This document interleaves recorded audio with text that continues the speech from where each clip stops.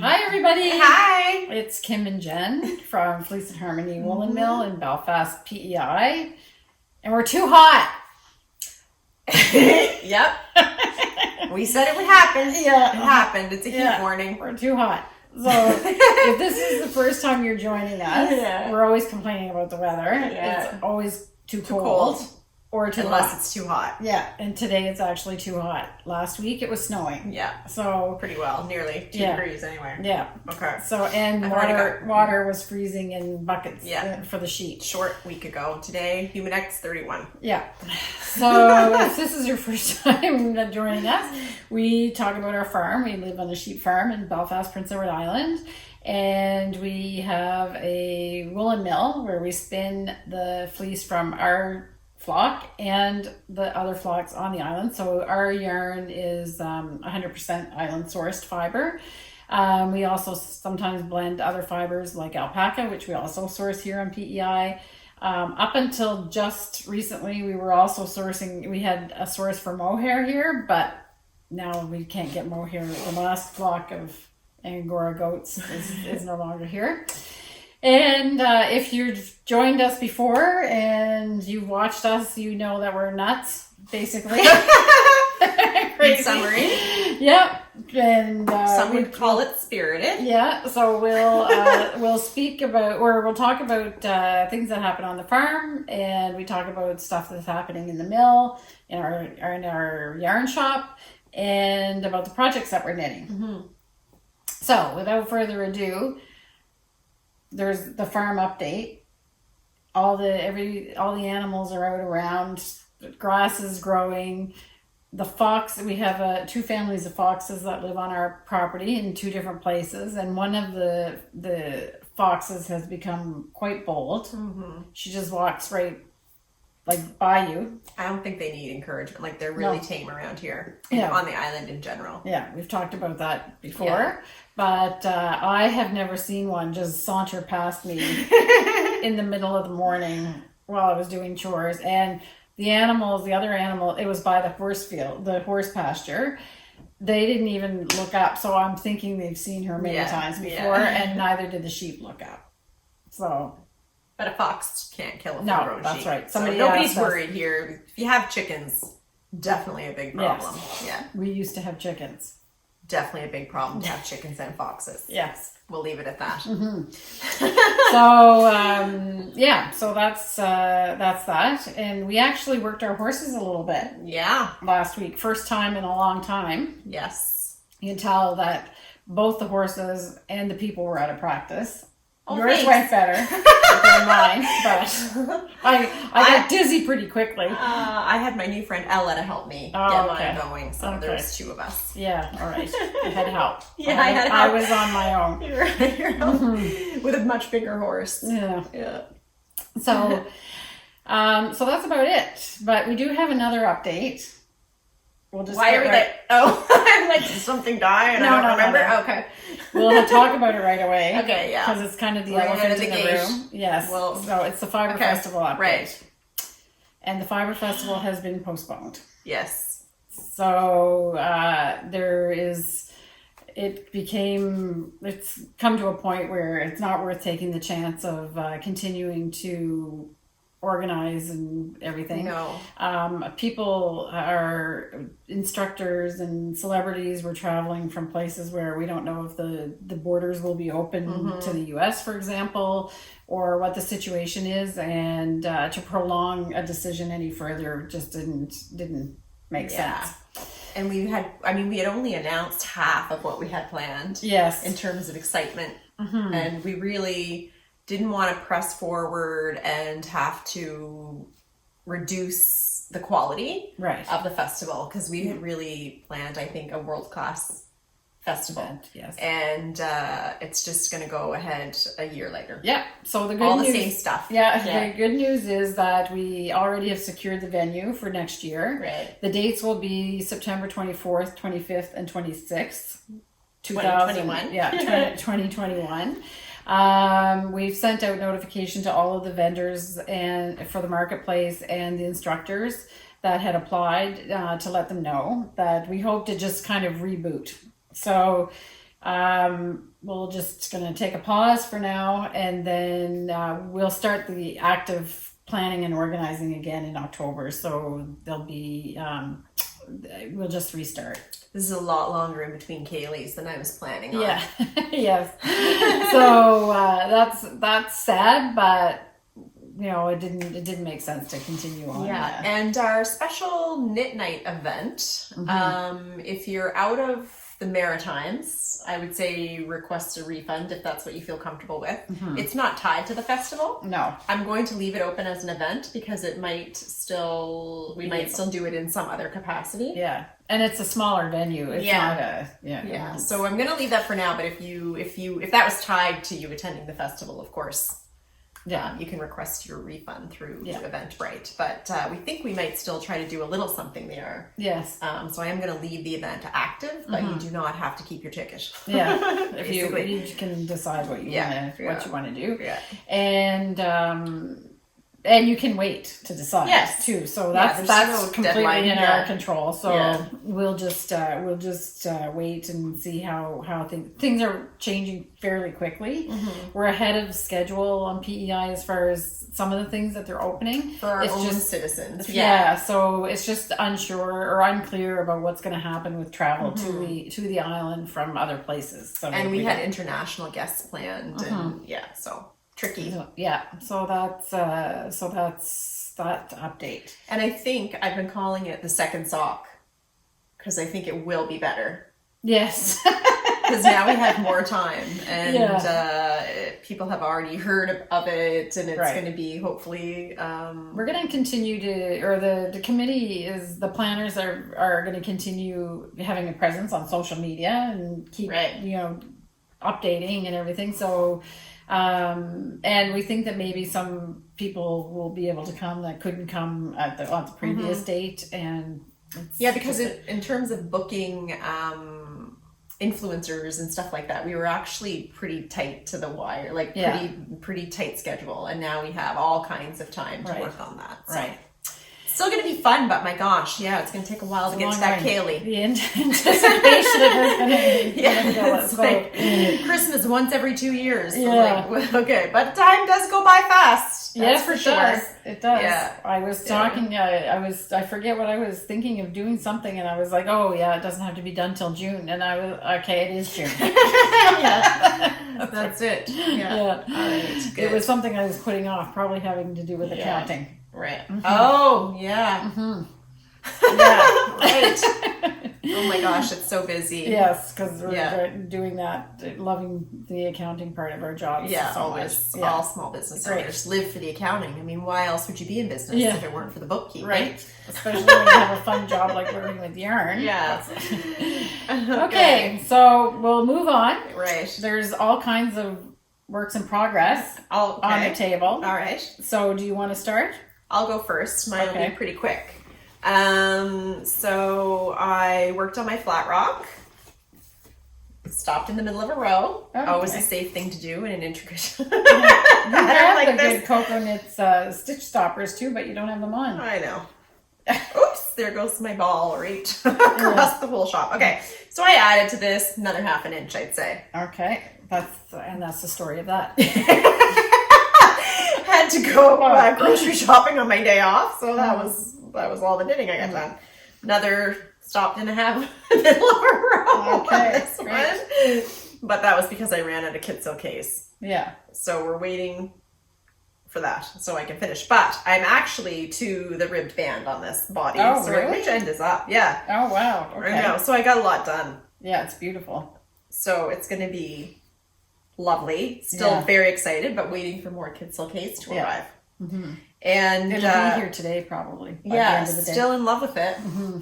It's super quick. A lot of people have been asking for beginner sweater patterns. Mm-hmm. Couldn't really be much simpler. Yeah, it's nice. We all know I did have a mistake, but I miscounted my cast on. Okay. That's just a counting thing. Any 5-year-old could have done it, not me. So just looking forward to getting it. And I would have tried it on, but I keep forgetting to try it on when it's not in the round because it's halfway through a row. So that's the Sunday cardigan. a few people reached out and said they want to knit it, and I strongly encourage that behavior. Yes. Because it's a joy. Yeah, it's quite a joy. It's a very bright color.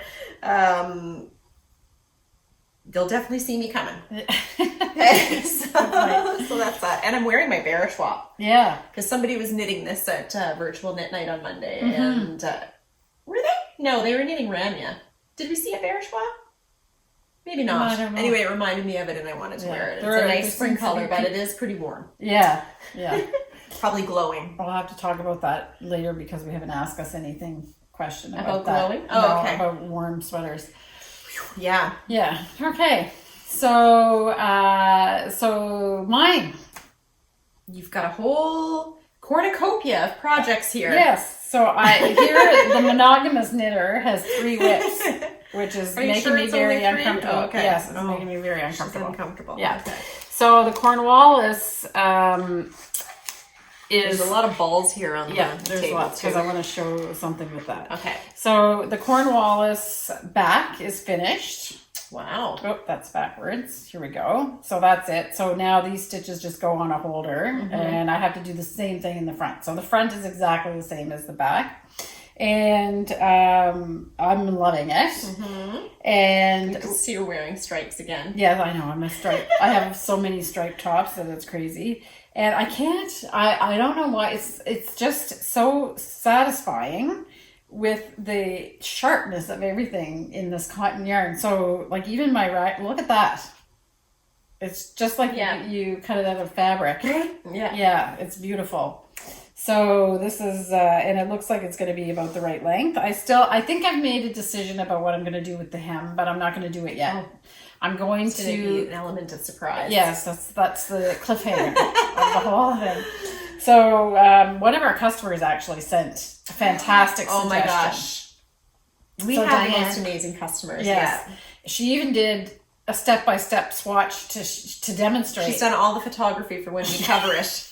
Thank you. How good Diane, it's going to look. That was so nice. Yeah. Good quality photos too. Yes, exactly. High resolution. Yes, it's excellent. So, and I think I'm going to take her suggestion, but I'm not going to say what it is. But I got lots of good ones. Yeah.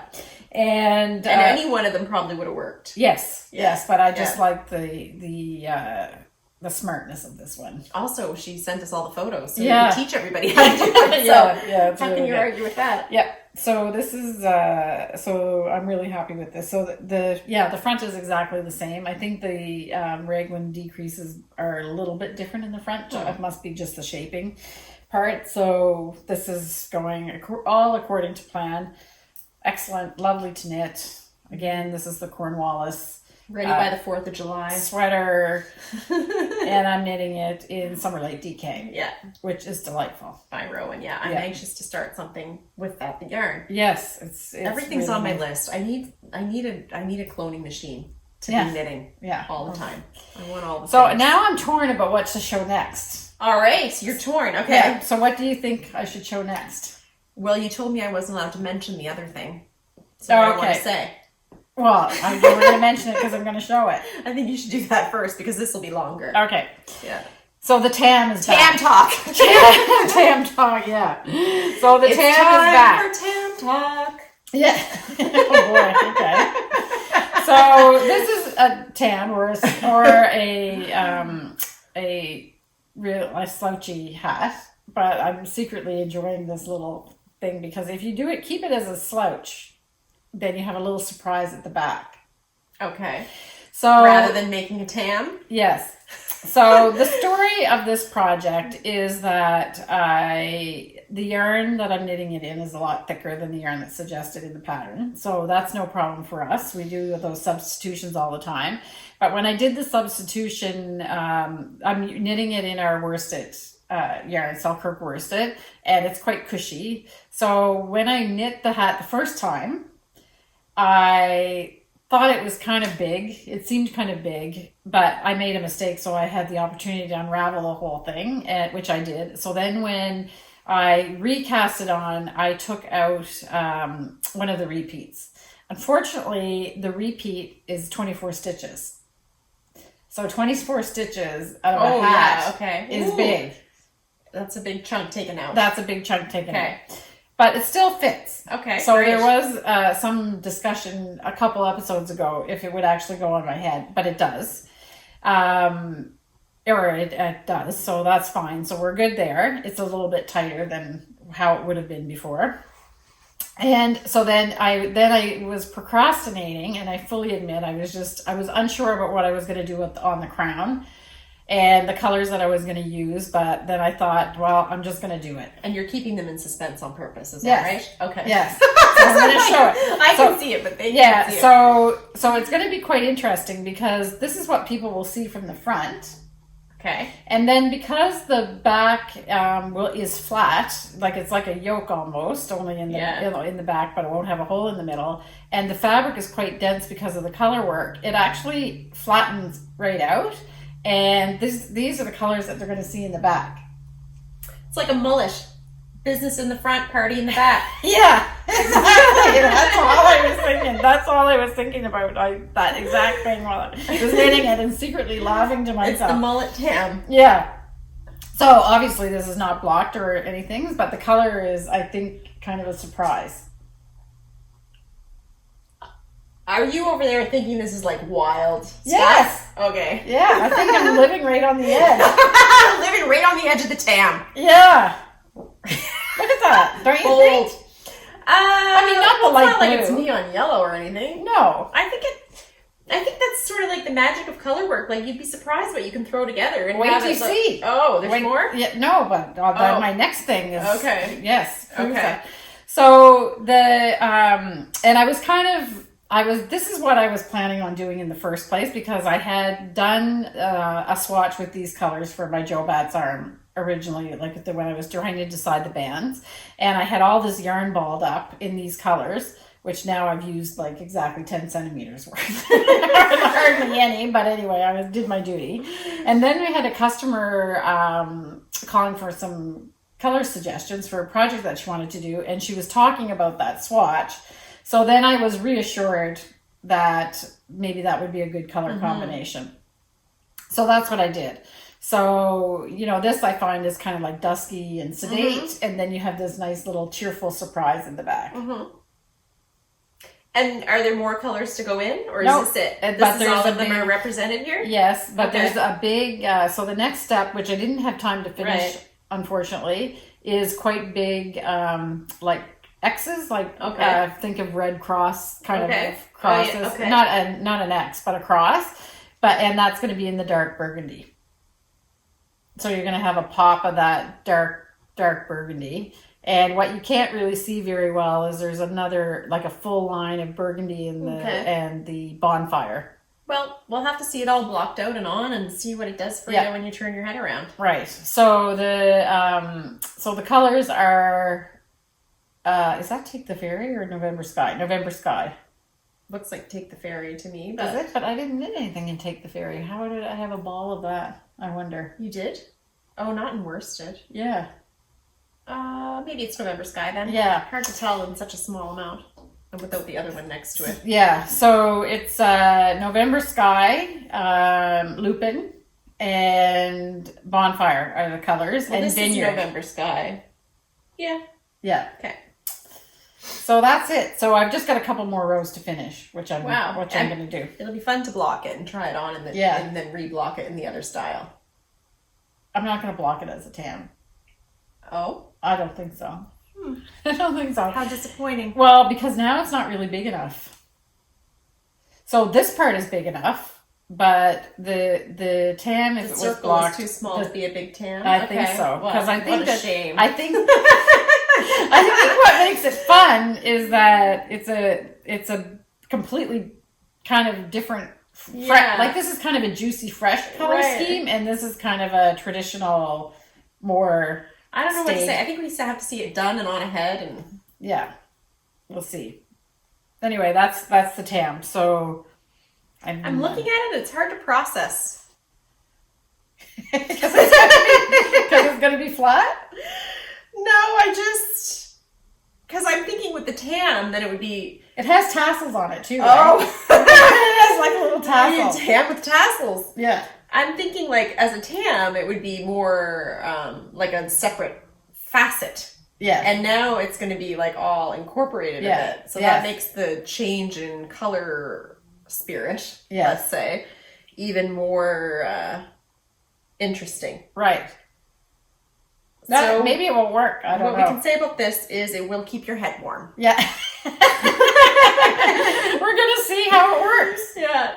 And I had other colors that I could do this very traditional. I was like, okay, I can do my leftovers from my hinterland and do thistle and green. Okay. And I could have done that, but I really wanted to take a chance and see how this would look. Okay. And it might work and it might not. I don't know. It's going to be interesting. Yeah. So are you doubting now? It's hard to tell without a blocked. I don't know. Yeah. Anyway. I really don't think we're going to know until someone puts it on their head. Okay. It's also, I'm so close to it. You know what I mean? Like.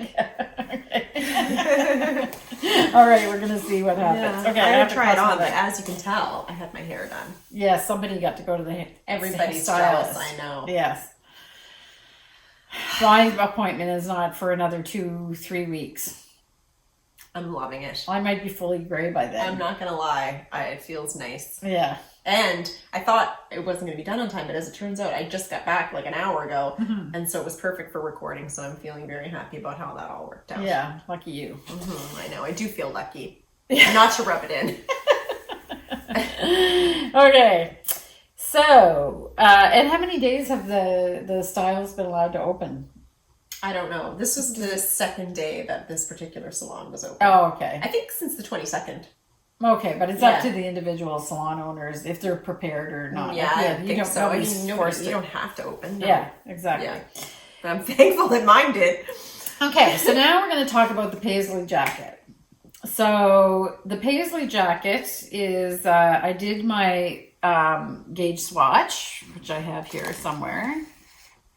It was here? Yes, it was. Oh, it fell on the floor and your foot's on it. Okay. All right. No disrespect. No disrespect to the gauge swatch. So I did the gauge swatch. Look at that. Looks like it was woven. In the back. I think I just inhaled some mohair. Yeah. Okay. There's no mohair in this. There is. Oh, okay. So I finished the gauge swatch, and I talked about how fiddly these. You have to do it. You have to do it in the round because it just is really different than doing it flat. So you have no choice, but not the most enjoyable thing. I did come up with a little trick though. Technically, this swatch is really not quite big enough, but because this, I bought this as a kit, and I don't know for sure how much yarn I'm going to have left. I didn't want to, and I have to cut it when you do it in the round. I didn't want to take a chance and make it really any bigger.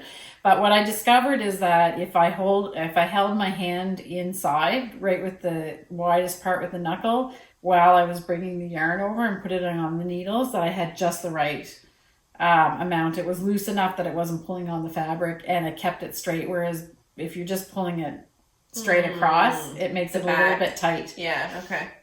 So I did that. And so you worked some ease into your circles going around the back. Yes, to make sure that I wasn't pulling on it, especially since I knew that I wasn't making the swatch really technically as big as it should be. Right. So I'm impressed you made it as big as you did. Oh, really? It's pretty fiddly. Swatching color work in the round. Yeah. Yeah. And this yarn is very fine. Mm-hmm. So it was kind of fiddly. I'm impressed. So I did it on 3mm needles because you have a choice to, depending on, as always, you would do whatever your needle size you need to get the gauge. So the gauge is 24 stitches in 4 inches or 10 centimeters. And they talk about, in the pattern, they talk about using either 3mm or 3.5mm. Probably because that's what works well with this weight of yarn, but do whatever you have to get the gauge. So as it turns out, the 3mm needle, I got 27 stitches. That's a blessing. Yes. Imagine having to do it again. Yeah, well, no, but I needed 24. Oh. Yeah. Okay. So is this a happy ending? Yeah. So I was like, okay, so do I have to do another one, or do I just go with the 3.5mm and hope that that's about? It seemed like that would probably work. It would probably be the size I would have gone up to if I was going to swatch anyway. And in the meantime, I got a little note from the pattern designer, Sidsel, and she said to me, I had asked her a question, and she answered my question. She said, "Oh, by the way, when you're knitting your facing, because you'll see I'll show you what I've done. There's a facing on the hem." She said, "I would suggest for most people that you knit the facing in the smaller needle size, because you're knitting flat and stockinette. Your gauge is usually looser, and then use the larger needle size for the color work." So that's what I did. So that sort of lined up with your experience. Yes. With this. Okay. So when I did that in stockinette, because the facing is wide enough that I was able to do like a quick little measurement. I have 24 stitches to 10 centimeters or 4 inches on the facing, and then I did my color work and the 3.5, and it turned out to be perfectly 24. In your thing that you've got knit here. Yes. But that's not blocked. But you're in between these two, you're thinking, it's going to be, you're fairly comfortable. So that for sure, the 3 millimeter was washed and blocked. Right. And it came to 27. Right. So 3 stitches with another half. Okay. Yeah. So I'm not too worried. It was an educated risk. I took an educated risk. So now I have to tell everybody that we do a lot of knitting. But me personally, I have never knit a cardigan. I have never done a full steek. I've done a steek on my Jobat's arm, but it was just on a band of color work like this. And I've never done proper ferrule type color work. So I've done geometrics, and I've done color work like this, which is like using multiple colors, but I've never done the color work where you're actually using yarns to create the illusion of different colors. So in the background. In the background. Okay. So these are the yarns that I've used so far on the band, the hem. All of these? Yes. Oh, wow. So, Oy. There it goes. All right. So I'll have to hold some of them, I think. Yeah. Which ones are attached and not? Okay. So there's only one attached. Okay. So this is these two are attached. Okay. So here they are. So all of this is in this little thing you're going to show. Yes. Okay. Fascinating. Yes. This is brown. Definitely. Yes. And this is gray.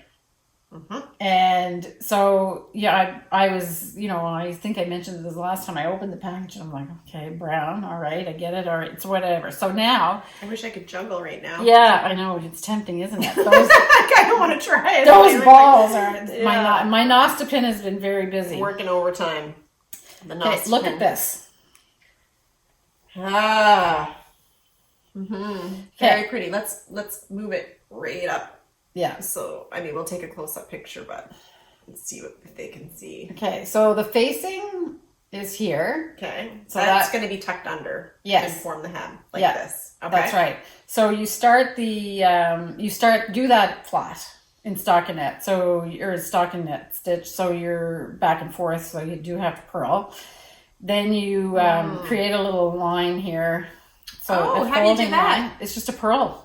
You do. Okay. It makes like a little seam that folds right over. Yeah. Super cool. It's great. Super cool. Maybe that just works. People are thinking that. Yeah, dummies. That's how it's done. We're like, wow. Yeah. So, as I said, we don't know. We've knit a lot, but there's lots of stuff we haven't done. Oh my lord. Yes. It'll never end. And then this band is just. I can't stop looking at it. In fact, Ken is saying, "What are you going to have that worn out before you have it knit?" Neat. So you have just a little bit of extra, just while you set up the pattern, and then this band has all of those colors in it, and it gives this gradient look. But when you get from between this and this. When you get between this and this, and you can somehow make it all look like a gradient, it's very pretty. Yeah. All different tones of blue. Very soothing. Yes. Which is good. Yeah. And it's coming along. You made it sound like it was going to take you 10 years to knit, but I don't seem think to so. be, I'm loving it. that helps. Yeah. And it's like, okay, I'm dying to see what the next combination of colors, how it reads. Yeah. Because it does look completely different. It's exciting. It's really, really nice. And so this will be one of the panels. So now you can start to see how it's going to look. Everyone's going to want one of these kits. Yeah. She's got some pretty ones with reds and stuff in. Yeah, she's got some magenta and stuff. I've secretly been on the site a couple times. Yeah. It's really nice. I need something else to knit. Like I need, a hole in the head. But so much temptation everywhere. Yeah. I still have my Kate Davies kit to arrive. It's not here yet, though. No. Yeah. So you've got a bit of time. But my elastic thread did finally arrive just today. Yeah. So now I have to learn how to crochet. So, okay. Well, that'll be fast. Well, it won't take you long to do the bikini. So, a couple little things that I didn't know just because I've never knit a cardigan before, which people that have knit cardigan would say, yes, of course, is that I got really panicky when I did the first round of the pattern and realized that the chart ended, you alternate the color with the background if you want, so it's one by one, and I panicked when I got to the end because the chart ended and I still had one more stitch to do, and then I realized, well, yes, there's you cast on an uneven amount because you want both edges of the opening to the cardigan to match. So if you're doing light dark light dark light dark, you have to have either two darks or two lights on the edge of your button band, or else one side will be dark and one side will be light. Hopefully. Yeah. You wouldn't want that. That's more of a color work cardigan thing, not just a cardigan. No, because I hate cardigans and that has a big issue. It's because of the pattern. Yeah. So I panicked and thought for sure I made a mistake because the chart didn't really end. You have to do an extra stitch, and that's why, and you cast on an uneven amount of stitches to do it. So in my case, just to help people, if you haven't knit a sweater before, and a lot of the top-down sweaters, of course, you're starting at the neck, so you don't have a lot of casting on to do. It bottom up, and if you've done bottom up sweaters in the round, then you're used to casting on hundreds of stitches at a time. But so this was a cast on of 269 stitches. And a long tail cast on? Yes. Wow. So, because I have a ball that you can pull from the center and from the outside, that's how I did the long tail cast on. I did it that way. I pulled from both ends. You have to do that because the long tail cast on with that many stitches, you're asking for trouble. I don't understand the pulling from both ends method very well. So I've tried to do it, but I don't think I got the desired. I don't think I knew what was happening. Okay, so what you do is what I did is I tied like a slip knot out of two strings like this. And normally you would have one, I don't know if I wonder if everybody can see. Okay, so I tied a slip knot just like you normally would do. Obviously I don't have enough of a tail here. You put that on your needle. This is fascinating. Okay. This prevents you from having to guess how much length you need to do the long tail cast on. Yes. Okay. This is like a mini tutorial right now. Okay.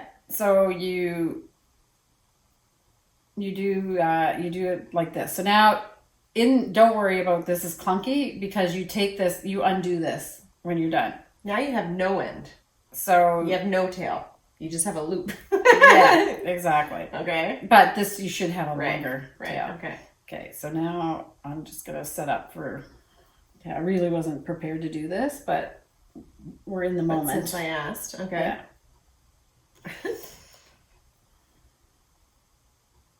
Okay, let me, so I have it on the wrong needle. That's step one. Oh, I think you need your glasses on. I went right past them. All right. Okay. So, and when you do, this is really fine. So your triangle's being formed one side by each of the ends that you just joined together. That's right. So normally one side would be your long tail. Right. And the other side is attached to your ball. Right. In this case, both are attached to the ball. And you just do it the same way. Okay. So there's your first stitch. Okay. So also when you do a long tail cast on, you use a slip knot at the front. Oh, I see. So you're going along and then you're basically cutting it after the fact. Yes. Okay, so that is actually very simple. Yes. I tried it once and I was hopelessly confused. Yes. So when in the end, I mean, there's nothing to it. No. Just form your tail in a loop. Yeah. So then let's say I've got 269 stitches on. I just cut one of the and the other one is your working yarn, and then you go back and you take out this slip knot so that you don't have a big lump at the end. Right. Helpful. Yeah. And you can wait until you actually knit the first stitch if you want to. No rush. Yeah. Okay. No, but it stays pretty well, and there you go. Yeah. Why would you ever do it any other way? So much yarn gets wasted trying to... Well, I guess if you don't have a ball that you can turn into center pull. Yeah. But, I mean, it's the same with I'm using the inside and the outside pull to do double-stranded in my Sunday cardigan. Right. Yeah. So if you don't have a center pull ball that you're happy with, Nosta pins are up. Yeah. Check out our website. I did it on my... And sometimes when you do it... Okay, I won't fool around with that right now, but when you and because of the way that these balls are wound on the Nosta pin, they still stay solid even though you've pulled from the center. Amazing. For part of the part of the way. Crazy. I don't know why you would ever try to guess the length of a tail. Well, because if you can't pull the center. Right. Okay. And if you've got like 50 stitches or something like that, there's not really big deal. But 269. That's pretty hard to guess. And you get to 250 and realize you don't have enough yarn. You'd have to shoot knot yourself. It or spit splice it. Yeah. Going. Yeah. Nightmare. So that's how you fix that. Right. The other thing is, which is kind of like a duh thing as well, is that I obsessively count my stitches when I'm doing this. If I had done that, my Sunday cardigan wouldn't have had a mistake in it. Yeah. So I obsessively count my stitches. So what I did when I cast this on, I thought, okay, well, this is ridiculous. You know how I stopped in the middle of a row too. I think when there's a steek, there's really no end. Yeah. So what I did was I cast on the first 50 stitches, counted them. Yep, I got 50. I used an opening stitch marker and I put it on. Then I cast on another 50 and I counted 50 from the marker. Right. And then I just moved the marker. Yeah. So now I had 100. Oh, I sometimes leave them all in. Well, you can too. But I was too lazy to get up and I definitely had use one markers if you're casting on more than 100. Like it's worth it. Even if you put them every 25. Yeah. Yeah. Yeah. And I've seen people say every 10 even. But it's like, okay. We're assuming you can count. Yeah, you can count. If you're knitting, you can quite count quickly. Yeah, exactly. So that's what I did. So that saves you tons of time. So you've got your long tail cast on worked out. No guesswork in that. You've got your stitches on, and everything's great. So now I have one more row of this band to do, and then I start the main body of the jacket. Cool. Yeah. So beautiful. That's it. So lots of little hints there. Yeah, very good. All right, that's all I got. Phew. Okay. All right. So that's all I got. That's a lot. Okay. Yeah. So shop update. So we are putting the sock yarn back in stock. Mm-hmm. We're loading up. Yeah. But remember, when we put it back in stock, that means it's available to order, and that we'll have it out to you within 2 weeks. Mm-hmm. So we're listing it basically, and you can go in and order it again because it's been pretty slim pickings on our sock yarn page while we got caught up. I'm not putting the neon sock kits back in stock. Oh no. No, just the full skeins for now because the sock kits are quite a bit more work, and I'd rather get everybody caught up on full balls, and then we'll offer those again. Yeah, we'll make a few batches and get caught just a bit faster. Yeah, we have one of our employees just started back. Yeah, 2 days ago. Yeah. So that'll get us sorted out. And I'll put a direct link to our sock yarn down below, so you express access to grab some if you've been noticing that we have a lot of the colors listed out of stock while we got caught up. And just a friendly reminder that our fulfillment process takes up to 2 weeks. Mm-hmm. We have gone a day or 2 or 3 or 4 over the odd time in the last period where we've had no employees. So great appreciation to everyone for their patience. People are writing if they're concerned. Mm-hmm. I usually try to reach out if it's going to be more than 48 hours late that you're getting your shipping notification. We haven't got a lot of complaints about slow service from Canada Post. No. We've had people concerned that it was shipped and they didn't get a notification or something, but usually we haven't fulfilled it and the 2 weeks isn't up yet. Yeah. So I guess we can probably not talk about that enough. Fulfillment means how long it takes us to put it in the box. Yeah. That's up to 2 weeks. We've gone a little over, we admit, trying to keep up without our employees here. Mm-hmm. Hopefully that will get under control. Ideally, we'd like to ship out within a week. And at times we can. Yeah. But with all of this going on. We always are secretly delighted when somebody says, oh, the service was so fast. Yeah. It means that we didn't have to make it. We do have some stuff in stock that we're ready to ship out. But that's kind of how we work it. We make a lot of the stuff on demand because we can. We own a mill. It's right back here. Yeah. Super convenient. We don't have to call anybody. No. We're like, we need more sock. Let's make more sock. Yeah. But of course we have a queue of other types of yarn and things that need to be made in the meantime. And we can't just make sock all day, every day. No. Which we probably could sell. Yes. But then nobody would be able to knit anything but socks. Yeah. Or projects that use sock. Yeah. So we're trying to sort of strike a balance, but we'll be much more productive now once we have our one person back. Yeah. And Janet. You're right. Like we haven't had it really, I don't want to jinx it, but we haven't really had any problems with the services that we use to ship. So either Canada Post that we've heard and UPS seems to be fine. Like we sometimes ship by UPS as well, depending on where it's going. Sometimes that's better for international orders. Yeah, and so far so good. Yeah. Now some people did say, it took a while, but it's also a big country. Yeah. And our service that we offer as our flat rate is a 6 to 8 business day service. Mm-hmm. So it's not like we're not expecting it to arrive within 2-3 days. So I think, I've heard that Canada Post is pretty much daily getting Christmas levels amount of shipping. I mean, you have to appreciate. Yeah. I'm pretty impressed that they're doing as well as, they're not set up to have Christmas levels of shipping year round. Christmas every day. And they also have to be respectful of all the different boundaries and procedures and things that they have to put in place to keep that all running. Haven't always been thrilled with the National Postal Service. Pretty impressed at the moment, I have to say. Yeah, it hasn't been. We've gotten great service from our local post office. We're so lucky that we have a little post office that's like 100 yards from here. Yes, in a house. Yes, in a little white house with Connie in there helping us out like daily, and we have just taken a landslide of parcels down there. Yeah. I'm going to guess there's probably been no business that close by that sends that much through that post office, but maybe there is. I don't know how far and wide her catchment area is, but she's keeping us efficient because otherwise we'd have to drive into town. Yeah. And we don't want to do that. So that would be an hour out of our way there and back at least. Yeah. And we'd probably only be able to go every second day or something like that, and gas and all that expense would be at this point I could go down there on a tricycle and still have it be efficient. You could ride the lawnmower down there. I could ride the lawnmower down there. I think we even have a little cart that I can haul behind with it. That's right. Yeah, so feeling really lucky. Yeah. And I think people who don't live in rural areas would have no idea how appreciative and like sort of, still critical that is to a rural livelihood. Yeah. To have the odd service or two, gas station, post office. Yeah, secret bacon. Now I found out there's secret charcoal.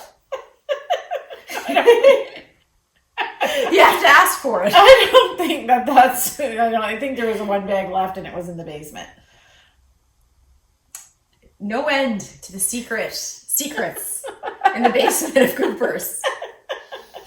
Good thing I've got Ken, or I wouldn't have a clue. We're like, what else is secret? Ken is well looked after at Cooper's. And then you'll be like, secret corned beef? Yeah. Where'd you get that, Cooper's? Gotta ask for it.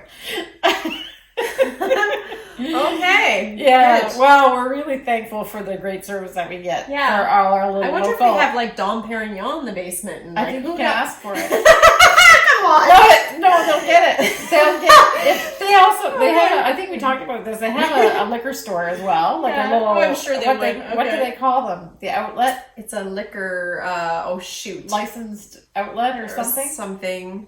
Oh, it's right on the tip of my tongue. It's not like one of the big fancy liquor stores, but they allow in some of the rural areas the general store or some like if you've got a facility to house it and can control it and everything, they allow them to sell because we don't even have beer stores here, so there's no. It's not like Quebec where you can buy wine in convenience stores.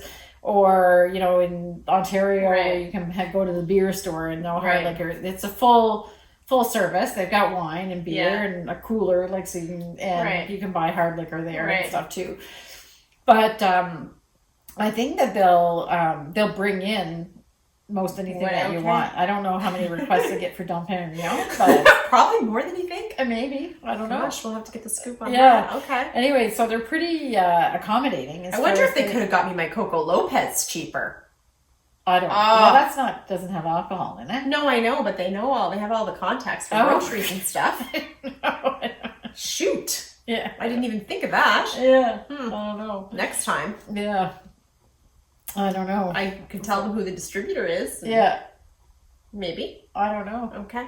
Next time when I get through the 24 cans. Yeah. It's amazing the number of people in my life who have been served a pina colada in the last few weeks. We even hosted a socially distant meeting of the PEI Fiber Festival where we had to take their decision. And there was a pina colada. Yeah, and I'm getting really fancy with the garnish. Yes, lime wedge with 2 cherries on every glass. Yes, right. The cherry is my favorite part. So I'm not really a big fan of the lime wedge. No, well, the lime wedge or the Coco Lopez, really. Oh, yeah, it was good. You made a good one, but I find it sweet. Oh, it was really sweet that time. You know why? Because I've been using that can of pineapple juice, and you can't really shake it once it's open. So all the sugar was in the bottom of the can, and that's what we got the other night. Oh, okay. Like all this thick liquid came out of the bottom. I was like, I don't think I was shaking that enough before. Okay. It's kind of tricky with something that settles. Yeah. So all the sugar and pineapple-iness was in the bottom of that can. It was tasty, but it was a little bit very sweet. It was like drinking an ice cream. Yeah. Or something. Yes, exactly. All right. Anyway. All right. So that's that. Okay. All right. So rest of the shop update. So stock going back in stock. We got a new book. A new Rowan book. Which I haven't really had a great look at, I have to say. Which I really didn't think was great. No, it's really beautiful. So this is, I think you mentioned we were getting this. Okay. Before, maybe? Yeah, maybe. Mode at Rowan. Yeah. And this is a series that they're doing. This is the first edition, or the first volume, collection 1. Right. It's got 18 I think designs. they're up to 4 now. But I like this one. It's beautiful. I'm going to go ahead and do the little slideshow that I have done for the other books, because it's really hard to just show a book and not show the designs that are in it. I don't know if I'll put in all 18, but you can certainly look it up on Ravelry under this title. Yeah.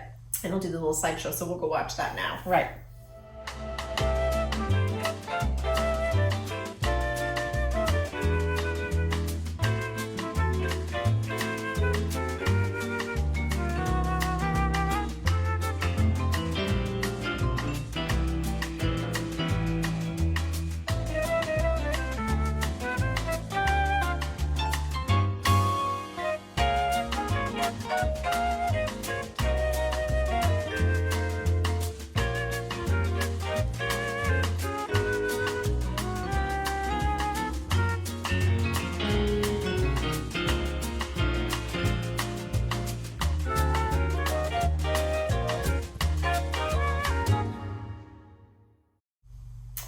All right, so just again, cushy, dreamy wonderfulness. Yeah. That scarf with the pom-poms. Yeah. I think I've seen that around, So once again, anything you want to make in here, if you go on Ravelry and you see the specs and it's in a Rowan yarn that we don't carry, we're more than happy to order it in for you to go along with your book order. Yeah. Just reach out. We should also apologize for the state of our email inbox. There's a lot of apologies happening. We have definitely lost control of our email inbox at times. So if you've been waiting for an answer and it's taking a long time, feel free to reach out again. We're trying to flag everything that requires a response, but a follow-up. But I mean, it's just, I was supposed to measure a shawl for somebody 4 days ago. It's just, we're more than happy to provide the service, but there's a list of things and we can only do so much in a day besides actually get out there and make yarn. Sock yarn. So, you're not bothering us. No. But it might take us a few days to a week to get back to you. And if you don't get a response and you think we should have responded by now, then just give us a little nudge. We probably lost it because, I mean, it just goes down to the bottom. We used to get like, 1 or 2 emails a day, and now we're getting like a lot of emails. A lot. Yeah. And both of us are in the same inbox, so that can cause issues. Like it looks red, but it wasn't, or one will see one and assume the other saw it. And I mean, it's a little bit much. Yeah. So if I ever get that forum up and running, we're going to do like a special request thread in there so that those requests don't go into our regular email box. Right. Because the other thing is we get an email every time someone orders. We get an email every time someone pays. Systems. Yeah. We get an email and, it's just stuff gets buried in there. So I'm not real happy. We should probably have like a different email address for that, but maybe we can address it in the forum and that'll make it so we know all the requests. We can see them quickly. And we're happy to accommodate the requests. Yeah, it's not that we mind answering them, but they get buried. It's awful. Okay, so we have another new product. Yeah. Which, these are going to sound really crinkly on the microphone. Yeah, which I hate, but... And these are locally made, and they're made with our core wool in the center. Yeah. So we supply the core wool, or what you would call like the actual dryer ball. It's a dryer ball. Yeah, they're dryer balls, sorry. not fancy tennis balls. Christmas ornaments. Yeah. Could be. Yeah. So these are going up listed. Yeah. Now, Sally, who makes them, is that right? Yeah. She decorates them up. We can't list every color because, of course, everyone is unique. So we'll put up a picture of a bunch, and it's kind of like colors upon delivery will vary. Yeah. But they're lovely. They're locally made. Dryer balls are very popular. Yes, and Sally was telling me that don't be alarmed if the colors are quite saturated. Right. But she's told me that when they do the final wash of the dryer ball to get the felting really tight, they do super hot water, and she said they always put a white towel in with so just to make sure that they're perfectly colors fast. Yeah. I have to say, I used to make these, and these are much better. Yeah. She obviously takes a lot of time making sure they're very well felted in terms of like the color that's been applied and stuff. Yeah. So, and they're perfectly round. I don't know how she does it. Yeah. They really do a good these job. Are amazing. Mm-hmm. So if dryer balls are your thing. Yeah. And it's so cute. Like she ties it up with this roving and the little flowers or leaf is attached there and everything. It's really so cute. Yeah. So we're happy to have those because they were very in demand. But I honestly, I could have another full-time job I could have had just making dryer balls. Yes. So we hope she can continue to supply us. Yes. Yeah. Well, she came and purchased her wool today. We had lots for her.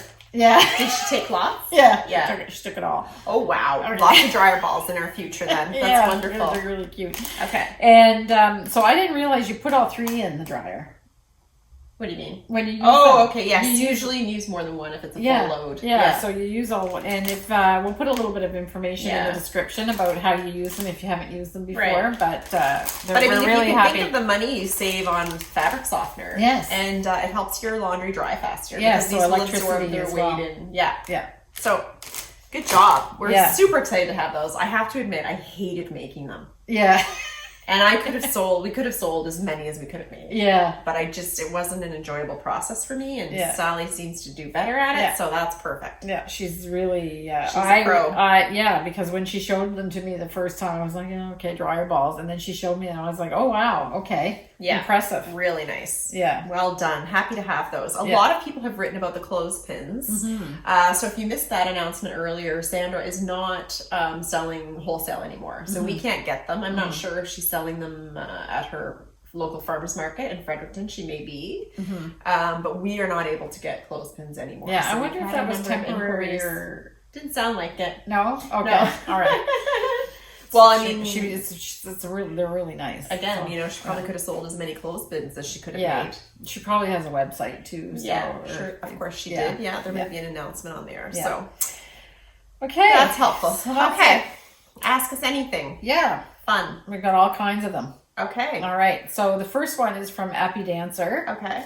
And she wants to know if we can provide any instructions of a double I-cord on the edges of sleeves or on a hem. Okay. And she tried to look it up as a double I-cord and can't find anything on the internet. Okay. And wondered if she was calling it the right thing. And Appy Dancer, the answer is no, you weren't. Hard truth. truths here on the podcast today. Tough love. The courageous conversation. You were completely wrong. Not completely. Okay. You might have Googled and gotten lucky because almost every place that describes what you want says it looks very much like an I-cord. So I-cord is always in the description, but it's not an I-cord. It's a welt. A welt. Yeah. Okay. So if you Google knitting a welt, W-E-L-T. Yes, I think I got 693,000 hits on Google. Wow. So there's all kinds of information. Okay. So it's all I'm about so glad we could help though. Yeah. So that's great. It's all about the right word. Okay. So that's exactly what your problem was. You guessed what it was. Right. And I actually didn't know that they were called welts either until I just heard the term used fairly recently in a couple different projects that I saw. So that was a coincidence. Yeah. Then. So you kind of had you were ahead of the game in terms of figuring that one out. I had no idea how they made them on the. I'm gonna make. I think it might be on this. Oh, okay. It looks like a rolled edge, but it might be a welt as well. I don't know. But Andrea from Pretty Knitting has knitted a couple projects where she talks about the welt. Oh, okay. And I said, is that what that's called? Do you remember which projects, Andrea? I think there were welts in the wedding jacket that she did. Yeah. So that's pretty recent. I don't remember the designer. Yeah. And there were welts in another sweater that she did that it was green. But I can't remember which project it was. But she's done them a couple times. Okay. And so that's how I knew. Otherwise, I had no clue. The first time she said it, I was like, welt, is that what they call that? I had no idea how it was. So. All right, well, off you go, Happy Dance. Yeah, so there's your mystery solved. And there's all kinds of different videos and stuff. So you can find what you're doing. Sure. Next up. Carol Rath. Okay. Wants to know Carol about with an E. Yeah. So Carol, I read your email. So apparently Carol's thermostat runs hot. Oh. She keeps her temperature in her house at around 65 degrees. Okay. She's in the US. Okay. And she wants to knit with our yarn, but she wants to know what we could suggest to be not too warm. Right. And so you're looking at me. Yeah. So the truth is it's warm. It's warm. Wool, if you knit with 100% wool, it does have some kind of like regulating temperature. You don't sweat as much, but our wool has a lot of air incorporated in it. So our yarns, and it's not that easy to, I can't really say that you're not going to be warm. Like even with this, I don't know. Oh, well, this wouldn't be the best example. I mean, it's a fairly light fabric. This is our lightest yarn, but then the Eldon lace, but then we went and put 30% mohair in it. So that's not making it any cooler. Yeah, but are you too hot right here? I'm comfortable. Yeah. But I'm not moving. But you're not normally hot I'm usually freezing. Yeah. Yeah. Yeah. The only thing I could think of would be like something really loose out of Eldon lace, like a very loopy scarf or shawl, like a really light, something with the needle would be large enough that there would be an actual air hole. Yes. I have to say, have you seen the sleeve on this thing that Jennifer Beal has posted this week? Yes.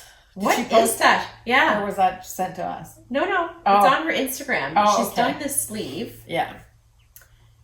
I don't know what kind of lace that is. It's gorgeous. But something like that. It's very open. Yeah. The wind could actually go through it. Yes. Yeah. And it's made out of our yarn. Yeah. Our Eldon lace. Yeah. Yeah. So I think it's just something really light and airy that's a lace or a light fingering weight pattern and Ravelry with a very large needle size. Yeah. Would be the best. You probably have to wear something underneath it, like a camisole or a t-shirt or something. Yeah. But you could do that. Yeah. And it makes it's surprising what a big difference it makes, because my Emma is knit with Aran weight, which is usually pretty warm. Yeah, it's an outside sweater for a lot of things, depending on how dense you knit with it. But it was knit on an 8mm needle, so it's quite open. Even though you don't have to wear anything underneath it, but the stitching is quite open, and it makes a big difference. It wouldn't be suitable for you in this case because it's still warm. It's a winter sweater. Yeah. But I was pretty surprised at what a difference it makes just because you have that little bit more open. Yeah. Open like if the wind can go through it. Yeah. I mean, I'd love to have a suggestion right off the top. Yeah. But it's a tricky one, and even crochet might be more open. Like if you found if you crochet, you'd have to crochet have pattern, air going around. actual holes, not holes filled with loft, but actual wind holes. Yeah. So go have a look on Jennifer Beal's Instagram, and when I say a hole, this is what I'm sort of talking about. Yeah, it's pretty cool. Yeah, the things she's done is stunning. I can't wait to see what the rest of that story is. Yeah, but of course she always keeps us a little bit in suspense, which is so fun. That's right. But yeah, that is out of our Eldon Lace. So. Yeah, so that's kind of as far as we can go. It's the best we can do, Carol. Yeah, we can do. So this, I was laughing to myself about this one. So I'm gonna go with New England's. But it could also be New England. I'm not sure what your intention was with that rafflery name, and I'm sorry that but it tickled my funny bone. New England's. I'm going with New England. New England's. New England. Or New England's, yeah. New England's. Yeah, could be someone's last name. I don't know. Anyway, okay. But I'm thinking I'm not going with the glandular thing. So New England. She wants to know if you can re-dye yarn, because she was gifted a beautiful skein of yarn, but the color is just not her cup of tea, to use her words. Okay. And it's a fingering weight. Okay. And she can't seem to get it balled up without it tangling. So we have an answer for both of those questions. Do we? Yeah. Re-dyeing yarn, absolutely. Yeah. Over-dyeing, darker color, of course. You just need to be sure that it's 100% wool, or... Yeah. Because if it has synthetic fiber in it, would she be able to still over-dye it? Depends on if it's a synthetic that takes dye or not. Okay. If it takes dye, wouldn't make a difference. Right. Certainly, like the nylon fiber that people put in sock yarn is dyeable. Yes. Would be no different. Okay. And one thing that you can do that I do sometimes is if you buy a wool scour, like is it Unicorn makes a wool scour? If you soak a dyed yarn in a scour, sometimes you'll be able to lighten it up a little bit. It's almost like bleaching your hair before you re-dye it. Yeah. So you might be able to get some color out that will give you a little bit more flexibility in terms of what you can put over top, because you've basically taken out some of the original color and then you're adding something in. It doesn't make it white, but no, it won't make it white, but it'll take the depth out a little bit. Because usually when you over dye, you're going to be picking something with a darker depth of shade to go over it, obviously, or it won't show up. It'll just make it a weird color. Yeah. Right? Or remember, you can blend colors on yarn the same as you can blend them in paint. So if it's yellow and you put red over it, you'll get orange. You know, if you layer it evenly. So that's another way to look at it. Maybe you're not trying to cover it. Maybe you're trying to blend it. Yeah, you're trying to blend the color. It won't probably work perfectly smoothly, but that can be a cool effect too. Yeah. And then winding finger weight without tangles. Is that for me? Okay. You need a Swift. Yeah. So if you've got a skein and you're gonna straighten it out, there's a trick to straightening out your skein as well. Most skeins are twisted. And then they snap together and they wind on themselves. So the trick to, I'm assuming you're using something to put the skein over when you're winding it. The trick is to make sure that the threads of the skein itself are kind of straight. Yeah. And you do that by snapping like this. I do every one. Yes. So I don't know if we...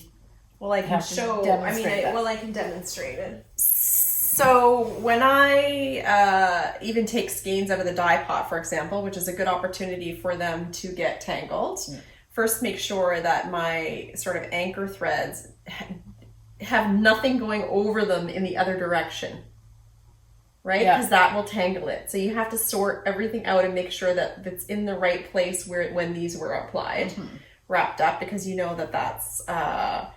right. If there was a strand coming over that loop and going this way, which could easily happen, you're really in trouble. Yeah. So you have to make sure you get them all on the right side so that this is completely encompassing it. There's nothing. You should be able to slide depending on how tight it is. There should be nothing over top of the string. So now they're all orderly, and then just to kind of loosen everything up, because they will kind of felt and cling on each other. I just go like this. And then put it over. Yeah. And I rarely have difficulty. Right. So the other thing is that when the dyer or the manufacturer is tying these two, one of these strands was in the inside and the other one was on the outside. Yeah. So give yourself a break and take a few minutes to figure out pick the right one. Because if you start to go from the inside, it'll force it to go like this while you're winding it. Yeah, which can be done if it's a coarse yarn. It's not a big deal. Yeah, but if you pull from the inside, what will happen is you're making it turn around and you're trying to put the inside on the outside. Yeah, trickier. Yeah. So I hope that helps. Just a couple of things to watch. There's a little bit of prep before you start. Yeah. And Swift makes it much easier. Yeah. When we first started this business, I remember Kim tried to help me wind a bunch. It was like, what have you done? I don't usually do it. No. And I can do it without a Swift because I have incredibly knobby knees. Yeah, so she does it with So my Swift is on here. Yeah. It doesn't move. Yeah. But there's not too many people that have knees that it won't slide off of. Yeah. I'm that lucky. Okay. So that should be, and sometimes depending if it's, it can be quite tangled in the pot if it's been dyed in dyed after it's been in the skein. So hand painted yarns can be tricky. Mm-hmm. You just have to take the time to straighten it out. Do that sorting, make sure everything's on the right side of the loop that should be on the outside of every strand. Yeah. If there's a strand going over that loop, it's gone in the wrong direction. Yeah. It's run away from home. Yeah. Put it back, then start. So because if there's even one loop going the wrong way, you will never get through it without a disaster. That's right. So, okay, so hope that helps. That. Okay. Terrified you. Yeah. Don't try this at home. Okay, so Knit in the Moment wants to know how often should you trap floats in color work, right? And what about stacking floats? So she actually, the rest of the question was if she likes to do it alternating stitches, but she's heard that 3 is better. And okay, so I've heard up to 5 stitches. So here's the truth is, it's up to you what you want to do. Yeah, sure. I'm a wild child. I do 7 sometimes. Oh God. I'd have a heart attack. So just remember, the longer your float is, the more chance you would have of putting your fingers through, depending on what it is. It depends on what it is. If it's in the sleeve of your sweater and you've got floats that have 7 stitches long, then you're asking for trouble. Yeah. So I do 3. So if I have a run of 5 stitches, I knit 2, trap the float, and then knit 2. If there's 4, that's where I make a judgment call. So sometimes I do leave the 4. It depends on the thickness of the yarn, right? Because the actual distance, it could be this big or it could be this big. Yeah, usually now I'm just doing the float over the 4. I don't do big. I don't do. Are you not tight enough? Not tight enough to be that casual? Yes, with my floats, I just stretch it to 4. Slip in a 4th one occasionally. But it seems like a lot of patterns you don't really get 4 that often, to be honest. Thank goodness. Okay, so and the reason why they don't want you to stack your floats, catching your floats, like you shouldn't. That is a good rule. That's right. That you shouldn't be always catching the float on the same stitch in a line, because you can sometimes see it. Mm-hmm. It does put a little bit of a different kind of tension on the stitch, and if you have it going up all the way in a straight line up your work, it is a little bit noticeable. And human eyes are trained to recognize patterns. Yeah. So I think it's just a randomized pattern. If you could see that at all, your eye would go right to it. Yes. Yeah. And it's not noticeable with 1 or 2. But if you're doing a span of color work and you're always catching the float on the same, I think your eye would go right to it. You can see it. Yeah. So, and that doesn't necessarily mean that you're catching it every third. It just depends. You have to be aware of that when you're doing it. Like if you've got a really strong repetitive pattern, the tendency is very easy. I catch myself doing it. You just always, this is a comfortable place to catch the float. But if you've done it like let's say 4 or 5 times in a row, you're going to be able to see it. Yeah. Ooh, and you don't want that. Yeah, and you don't. Okay. Yeah, you don't want it. Okay, that's so good. This is a pretty good example because this is a 1x1 color pattern. So you've got a dark shade and a light shade, and there's no floats. You just have this alternating, and you're alternating. But even then, it creates its own offset, so you can't see the other yarn. Mm-hmm. The other yarn behind. But if you've got, a base fabric and then your color work is in between, mm-hmm. you can see it. And then mm-hmm. I don't think it matters how good you are as trapping them. You're better to stagger them and alternate. Like every second stitch is kind of a lot. So I know you said that it improved your tension when you were just alternating them, but you should be able to go by 3 to 3. Okay. That's all. That's that. And there's one more. Okay, Crest Birch. Yeah. What editing software do we use in our Am I self-taught? Yeah. Jennifer does all the videos. Definitely self-taught. Yes. I don't know how I figured it all out. That's really pretty bold. Yeah. I had no idea. Mm-hmm. And we're just using the native Mac software, iMovie. Mm-hmm. And I'm starting to slowly try to learn a few tricks and things with that. But I was also using the phone version of iMovie. Mm-hmm. So I don't even use the full version, which I could use on the computer because I like to do all my editing in bed while I have my coffee in the morning. Yeah. So I'm on my phone. We just got an iPad. Now I'll have a bigger screen to do it on. Right. But I'll probably never use the full version. I'll probably never go on the computer because that would mean I have to sit out here and do it. Yeah. And frankly, I'm doing this in my spare time. Yeah. I don't want to have to come out to work. Yeah. And do it. If I'm doing it in my bed, it just feels a little bit less like work. Mm-hmm. And so, it's super simple to use. There are so many YouTube tutorials online mm-hmm. around editing and stuff you can do. And I did have a little trick that I wanted to try on this episode, but I'm actually not going to have time to do it now. It's a time investment to learn all this stuff. Yeah. And you'll of course notice that ours has gotten a little more sophisticated as we've gone along, mm-hmm. but it's pretty easy to pick up. Mm-hmm. Yeah, I think. Is it intuitive? It's very intuitive. I think if you are wanting to start a podcast, lighting is your main problem. Yeah. Which we haven't fixed yet. Well, no, I mean, we're lucky we have lots of windows. Yeah. We have natural light. But yeah. I mean, I think lighting and sound and getting a microphone and doing all that. I mean, they have people that specialize in that for a reason. Yeah. And I'm still not happy with our sound because we still have not managed to get the right cord to be able to use the professional microphone we bought 2 months ago. Right. I'm having so much trouble without the stores being open to go in and visualize. There's 4 different types of USB now. I've bought every combination except the one we actually need. Right. But yeah, I just I had a lot of courage. Yeah. Never done it before. Not details.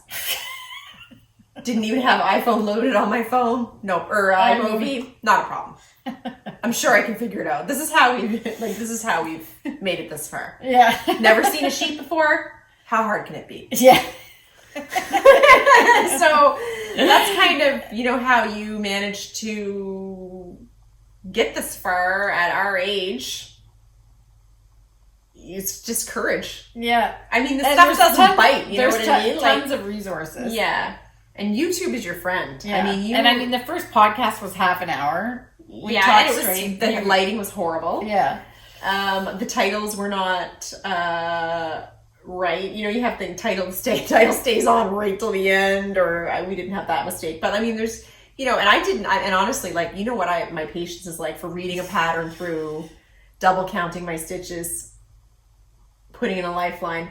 I don't do any of that. Mm-hmm. So I literally could not even be bothered to look up a tutorial on, how to add a title in iMovie. Yeah. No, trial and error all the way. But sometimes you learn more that way. Yeah. Or you remember it better. Mm. I don't know. Trial by fire. This is so me to be saying this, but I'm embarrassed to even say it because everybody's going to say, oh, okay, she's uptight. But when I think we alluded to the fact that we were doing an accounting project in one previous episode. So that project is now completed. Thank now we have this software that puts all of our orders from our online store into our accounting software automatically, whereas before I was entering it all one at a time, manually. Manually. So that guy, of course, was super brilliant on the computer. Did you just see that? No. What was that? I don't know. Something went by the window. Anyway, running. I don't think it was as big as a horse, so we're good. Okay. Well, I hope it wasn't my dog either. No, I think it was a bird, so that's why it seemed like it was big. So, sorry. Squirrel. Yeah. So some of the stuff that we were working fine-tuning on some of the translations of the products so that they all went in properly, he would just get on my machine through VPN or whatever and was doing it. I learned so much just about Excel. Right. Oh wow. He taught you something about Excel? Yes, oh my. Yes. That's a big statement. Why? Because you're an Excel expert. Well, I'm not an expert. Apparently Gabriel's the Excel expert. So, but it's I was like, oh wow, I'm doing all kinds of fancy stuff now that I didn't even know how to do. Perfect. Yeah, it's always helpful. And you think that makes you seem nerdy because you're excited by it? Well, because it was during an accounting project. And it's Excel. iMovie, learning new things on iMovie seems to be cool. Learning new things on Excel to do accounting is not cool. Okay. But anyway. I don't know. It's the adventure of learning something new. Anyway, I don't think I've watched a single video. I think I've done it all by trial and error because I guess I find that more satisfying. Yeah. But there certainly are lots of free resources about doing that kind of thing. There's lots of videos that you can use for almost that we learn. I like to look up videos. Yeah. So I'm a visual learner. Certainly I've used them for knitting. Yeah. Yeah. So courage. What do you say? Courage, dear hearts. Yes. Yeah, that's the trick. If you want to do something new, get out and do it. Yeah, and if there's no real risk other than you just might have to redo it. Doesn't bite, but I mean people get. But if you had deleted the video by mistake, then that would have been a problem. But that didn't happen. You had storage issues, but no problem. I did delete a video by mistake once. Yeah, Janice's whole interview. It seemed pretty close. Yeah. So, I mean, but was that during editing? Yeah. Well, it was because of a memory issue. Yeah. And I went in and tried to clear a bunch of stuff out. And anyway, the way iMovie works, you can't do that. Yeah. Just because it's in your movie doesn't mean you can take it off its other storage spot. It's still pulling it from the original place. That might be a watch out. That was a nightmare. Yeah. Anyway, just give it a go and try it with your dog or whatever. Yeah. And I mean, it's pretty simple stuff. Yeah. So, and it's fun, I think. Thank God I think it's fun because I'm spending a lot of time on it. So, before we go, I was trying to think this whole episode in the back of my mind. What did we say from Virtual Knit Night that we were going to tell here? And I said, well, we always talk about what happened at Virtual Knit Night, but you need to tell the story about your buns and the bear. Okay, are we going to tell it? Why not? Okay, gather around. There's nothing story time. There's nothing racy about it. It's hilarious. Story time. Okay. So unfortunately, during Virtual Knit Night, we got into a large discussion about Kim's butt. Yes, the lack of a butt. We had a question about fitting and what's the perfect length of a sweater and then we were talking about Coco Knits Workshop and how helpful that is and for your body type and everything. So I was saying that I have about a 1 inch space between my hips and the tops of my legs, let's say, where if a sweater falls there, it's the perfect length. So now I just make all my sweaters that length because it's flattering. So that's how it started. Right. And because if it goes below that, it looks like two little biscuits underneath. Yes, because I have there is no booty happening. The larger part is missing. It's this. Yeah. Bit. Two little biscuits. Yes. And everybody was like, well, I love biscuits. Yeah. So if my sweaters are too long, all you can see is these two little bumps. Right. It's not, you don't see like And I call them biscuits, but you said it reminded you of. So what we used to say, my mother has exactly the same shape. So our mother. And so what we used to say is Mom says that her behind looks like a bear standing up. So if you picture like a black bear standing up, and when they stand up, all of that beautiful roundness that they have completely disappears and their bum is flat. The whole thing is flat. So that's the visual that we had. A bear standing up. Yeah. Okay. Yeah, a bear standing up. That's how we're built. So, and Granddad had the same. Well, it definitely all comes from somewhere. It's genetics. So I have to avoid making my horizontal line of my garments right in the middle there, because then that automatically draws the eye there. So that's bad. So that one thing led to another, and it reminded me of a story that when I was working in Montreal in the head office, I was working with this girl that I worked with, that a colleague, that English was not her first language. She was a francophone, but she spoke English very well. And I think it was like 8:30 at night, and we were still there working on this project, so we were getting like delirious. And I went off on this story about how that in our family, our behinds look like a bear's ass. So I said, and she started laughing. I said, yes. I said, picture a bear standing up. That's what our asses look like a bear's ass. And she said, oh, okay, ha ha. We laughed and laughed and laughed till we were crying. And I don't know what time we got out of there. And the next morning, she said, I'm going to kill you. And I said, why? And she said, because I couldn't get that conversation out of my head. I said, what conversation? She said, and we're in, by the way, I had an office, but we were working at her station. She has like a cubicle area, and we were there in the middle of the day in the office, not just the two of us at 8:30 at night anymore. And she says, the story that when you were telling me about your bare ass. And everybody in the office went, what are you two talking about? B-E-A-R. Yeah. Not B-A-R-E. Yeah, it's like, okay, thanks, Lynn. Now everybody thinks, what were we doing here? Anyway, which even made it more hilarious. Yeah. So that we laughed and we couldn't breathe. Yeah. So I didn't get that. But. Oh, okay. No, I gotta say you didn't get the joke. It's the second time through. You should know it by now. Yeah.